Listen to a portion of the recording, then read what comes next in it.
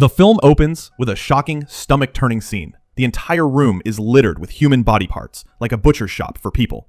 Moments later, an elderly man enters, his demeanor suggesting he's responsible for the gruesome events that took place here. In another part of the house, deep underground, we see a young man who has no idea how he ended up there. Help me. Out of nowhere, a hideous creature with a grotesque, twisted face lunges at him, devouring him whole.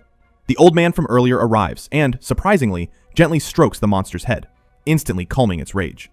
Cut to a warm, cheerful scene. A family, Father Drew, his wife Angela, and their children, Lucas and Josie, are excited about a long-awaited visit to see Angela's mother and her brother Wes, who live far away from the chaos of city life. During the car ride, as usual, Lucas and Josie bicker in the back seat. Lucas is visibly annoyed about leaving the city, especially since it means missing the nightly parties he enjoys with his friends. Meanwhile, Angela chats with her brother Wesley on the phone, telling him they'll be there in 3 hours. At Angela's mother's house, preparations for the long-awaited family reunion are in full swing. She bustles around the kitchen, happily cooking for her guests. At one point, she tells Noah, Wesley's son, to take out the trash from the living room. But Noah, glued to his phone and lost in his screen addiction, doesn't hear a word. Frustrated, Wesley raises his voice, snapping his son out of his trance. Elsewhere, deep in the forest, we see the old man from the film's opening again. He's driving along a quiet back road, carefully stringing a wire trap across the path. His intentions aren't clear yet, but they will be. Back to the traveling family. Their trip has dragged on longer than expected, and Drew complains about a glitch in the GPS. Eventually, they come across an unexpected road closure on a route that's usually open. Drew suggests taking a detour down a dirt road, but Angela objects. After a heated argument, they agree to turn back. Unfortunately, this brings them right to the road where the old man had set up his wire. The result is catastrophic. The wire snaps taut, causing a brutal crash. The car spins out, metal crunches, and everything fades to black. Hours later, Angela regains consciousness in a pitch-black room, her ankles bound with heavy chains. She struggles to free herself, but the restraints are too strong. Then she spots Drew nearby and freezes. He's badly injured. Moments later, Lucas wakes up in a daze. Seeing his mother, he shouts, demanding to know where they are and how they got here. Angela quickly hushes him, urging him to stay calm. Soon after, Josie comes to, panic in her wide eyes. But Angela tries to soothe her daughter. Someone will come help. Hours pass. Lucas tries to break the chain by force, pulling with all his strength, but it's far tougher than he imagined. Meanwhile, Josie suddenly remembers a small key she has with her. She quickly tries to unlock the shackle, but it doesn't fit. Before they can think of another plan, footsteps echo outside the door. Angela whispers urgently to her children, "Pretend you're unconscious." I'm unconscious. The door creaks open and the old man steps inside, dragging a badly injured woman across the floor. Without a word, he glances briefly at the terrified family, then turns to leave. But as he does, he hears Drew mumbling Angela's name in a feverish daze. The old man pauses for a tense moment, then walks out, slamming the door behind him. Minutes later, Angela decides to help the injured woman, but before she can reach her, a chilling sound fills the air. From the darkness beyond the room, a monstrous creature emerges. Its breathing is heavy, its eyes fixed on its prey. Then, without hesitation, it tears into the woman, devouring her with horrifying brutality. Lucas can't take it. He turns away and vomits. By morning, in another part of town, Wesley's mother is growing increasingly worried about Angela's absence. She tells Wesley she feels something is wrong. Wesley tries to reassure her, saying it's probably just car trouble, but she insists he call Angela. There's no answer. She urges him to call Drew, but when Wesley tries, the tension between the two men becomes clear. She suggests he call Lucas, but his phone is also off. That's when Wesley makes a decision. He's going to start searching for them himself. Back in the dark room, Drew suddenly regains consciousness. The family is overjoyed to see him awake. Confused, he immediately asks, Where are we? "And what happened?" Angela replies, "I don't know, but I'm sure we're in danger. There's a creature here." She warns him not to do anything reckless, but Drew still tries to break free from his chains. Angela tells him it's useless. They're too strong. Hours later, Angela asks Lucas to look around for some water. While searching, Lucas stumbles upon something horrifying, a severed human hand. He freezes in shock. Then, lets out a scream. The noise echoes through the air, and the creature hears it. In a flash of panic and anger, Lucas throws the hand toward the monster, as if trying to drive it away. The door bursts open. The old man enters. Drew, seething with rage, shouts insults at him. But the man ignores him completely, his gaze fixed on Josie. For the first time, he speaks to Drew. In a cold, matter-of-fact tone, he says, "One of you will feed the creature in the morning. That's his breakfast." Then, he turns to leave. Angela calls out, asking for water and a first aid kit to treat Drew's injuries before they become infected. The old man stops for a moment, then replies, cruelly, "The only pain relief you'll get is when Drew becomes the creature's breakfast tomorrow morning." If you don't want it to suffer. And with that, he walks away. Meanwhile, Wesley is still searching. Peter and his mom calls to check in, hoping for good news. But Wesley tells her what she dreaded. There's still no sign of Angela or her family. As he drives, Wesley reaches a section of road that's been blocked off. He gets out of the car and starts looking around. That's when he notices a wall of missing person posters. Dozens of them, all from recent months. A chill runs down his spine.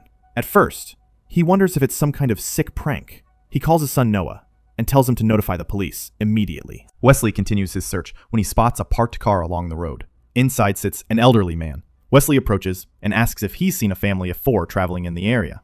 The man calmly replies that he hasn't seen anyone. Wesley then asks why the road is closed. The old man explains, "Tomorrow there's a dirt bike race here. That's why." His answer seems casual enough, but something about his calm demeanor is unsettling. As Wesley gazed at the man's vehicle, his eyes suddenly landed on something within that sparked his suspicion. However, before he could express his concerns, the vehicle sped away, leaving him with more unanswered questions. Later, the old man arrives at his secluded house where he lives with his wife. She greets him and casually asks how his day was, also reminding him that her sister will be visiting tomorrow around lunchtime. Back in the basement, Drew and his family are losing hope of escape. But then, Drew gets an idea. Maybe the body of the dead woman could have something useful on her. He searches her corpse and finds a belt strapped around her waist. Just as he's about to remove it, the creature emerges from its pit. Luckily for Drew, the chain around his neck keeps the monster just out of reach, but it sinks its teeth into the woman's corpse, devouring her in the most grotesque way. That night, Angela tells the children to try to sleep, though none of them can truly rest. Meanwhile, at Wesley's home, a police officer arrives. Wesley explains the situation, but the officer tells him that legally, no search can begin until the family has been missing for at least 24 hours. Wesley and his mother are furious. Wesley mentions the dirt bike race the old man told him about earlier, something the officer says doesn't exist. After a tense argument, the officer finally agrees to begin a search. Back in the basement, Drew clings to hope, telling Angela he's certain someone will come to get them out. By morning, Lucas and Josie slowly wake from fitful sleep, fear etched across their faces. They know it's time. The creature's breakfast hour is near, and so far, no one has been chosen to be fed to the monster. Suddenly, the old man appears in the room. Angela pleads desperately with him to let them go and spare them from harm, but he gives no answer. Without a word, he pulls off the mask, revealing his face for the first time. It's the same man, and he shares with Angela that her brother has been searching for her. Angela's eyes narrow with suspicion as she accuses him of harming her brother, her voice rising to a shrill yell, fear and anger. Time runs out, the old man demands. "I choose who the creature will eat," and points directly at Josie. Drew immediately steps forward. "I'm ready. Leave my daughter alone." Reluctantly, the old man frees Drew from his chains. Drew falls into a light sleep, but suddenly the creature emerges from its pit, drawn by the scent of its meal. Drew tries to defend himself, but the creature attacks fiercely. Lucas and Angela rush to help, fighting desperately to keep the monster from killing him. In the struggle, the creature tears off Drew's hand, causing severe blood loss. Drew collapses unconscious. Meanwhile, Wesley and Noah arrive at the old man's cabin. Wesley knocks on the door. The old man's wife answers, and Wesley explains Angela and her children are missing. She invites them inside. During the conversation, Wesley notices photos of a young boy displayed around the house. The woman tells him the boy is their son, Harry, but he disappeared long ago. She insists Wesley have some tea, urging him to drink it. Outside, Noah grew restless, sitting idly in the car, waiting for his father to emerge. He decided by stepping inside and knocking on the door. As he did so, Wesley's instincts kicked in, and he sensed something was amiss. As they prepared to leave, Wesley's gaze fell upon the house, and his suspicions were confirmed. He saw signs of disturbance, eerily reminiscent of the same scene that had unfolded the night he met her husband, and now his doubts deepen. Back in the car, Noah asks his father what he and the woman talked about. Wesley admits he didn't learn much. He asks Noah if he knows Ferris Beer Brewer. Noah says yes, and together they headed that place. Meanwhile, in a blood-stained room, the old man suddenly notices a photo of his missing son Harry. Overcome with emotion, he begins to cry. Flashbacks flood his mind, searching the forest for Harry, only to find his son transformed into a terrifying monster. The grief and pain on his face are raw and palpable.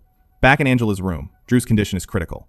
They hear the old man approaching, and to keep him from discovering Drew has been saved from the creature, Angela quickly wipes away the blood. Surprisingly, the creature hasn't eaten anything all day. The old man suspects something is wrong, and, in a sudden rage, attacks Josie. Angela steps in to protect her daughter, and during the chaos, Drew manages to regain consciousness. And he grabbed the old man's neck, but in doing so, he inadvertently attacked Drew's injured hand again, causing further damage and excruciating pain. After a brutal, prolonged struggle, Lucas manages to wrest the old man's weapon from his hand and strikes him hard. Meanwhile, the creature, desperate to break free from its chains, focuses on Drew, who's doing everything he can to hold it off. Angela and the kids seize the moment to grab the old man by the throat, forcing him to the ground. They find a key on him and hurriedly unlock shackles. But in a heartbreaking act of sacrifice, Drew offers himself to the creature to save his family. Angela and the kids watch in horror as the creature drags him away. During the fight, Lucas takes a hard blow to the head and passes out. Angela carry him as they desperately try to escape the old man's room, who is still alive but injured and fighting back fiercely. Eventually, they manage to break free and flee the cabin. Later, the creature, now free from its chains, confronts the old man. In a chilling moment, the creature seems to recognize him as its father, but it shows no mercy and devours him completely. Angela, tending to Lucas's head wound, a wallet belonging to Josie's father, reminders of the family's broken past. Lucas struggles with his guilt over his strained relationship with his own father. Tears streaming down her face, Angela mourns the loss of her husband Drew, trapped in the monster's jaws. Outside, Wesley and Noah arrives and reunite with Angela and the children. Meanwhile, the creature stalks its next prey in the shadows, the hunt far from over. Thank you so much for watching. To help us reach 1,000 subscribers, please hit that subscribe button. I'd really appreciate it, and there's more videos coming soon.